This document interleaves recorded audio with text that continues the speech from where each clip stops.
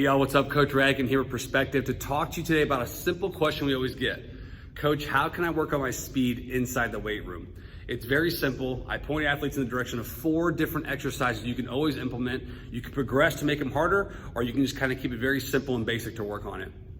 The first one is arm drive. In all types of running, your arms can either hurt you or help you when you're running, when we're talking about sprint mechanics. So I always focus on this. I have athletes sitting down on the ground first, and this could be cadence, so you can do one at a time, or it can actually be, hey, you have 10 seconds to get as many reps as you can, and it's continuous. And so start with athletes seated, posture upright, engaging the core. The next progression from there, I'll have athletes doing a kneeling arm drive drill.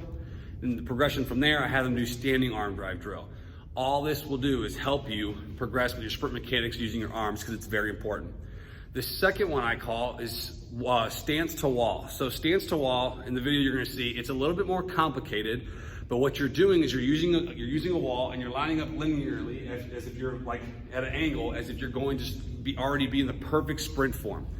Now from there, what you do is you get off the wall, you get in your sprint stance, and you fire off, and you hit the wall, and you bring your knee up. And what you're trying to focus on is, how do I fire out with that perfect form? So the second exercise I encourage athletes to do is the stance to wall drill.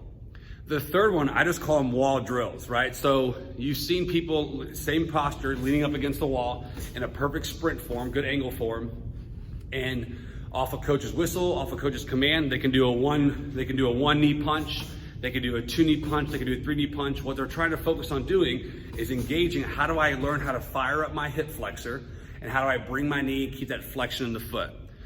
The way you progress from that is then you just go right into wall sprints. So now with wall sprints, I'm in that same posture, leaning against the wall at a good sprint angle, and I'm firing my knees and ankles and trying to perfect those sprint mechanics with that knee drive. Okay, and then all this pours over to where if you have your 5 yards or you have your 10 yards of actual space in the weight room, I just talk about variation of starts. And the ones that you can do in the weight room on your own, very simple. Ground starts. You start in push-up position on your own command. What are you gonna do? You pop up and you're taking off like if you were like an airplane. You take off at a great angle, learning how to incorporate what we just talked about, arm drive and knee drive, all in one.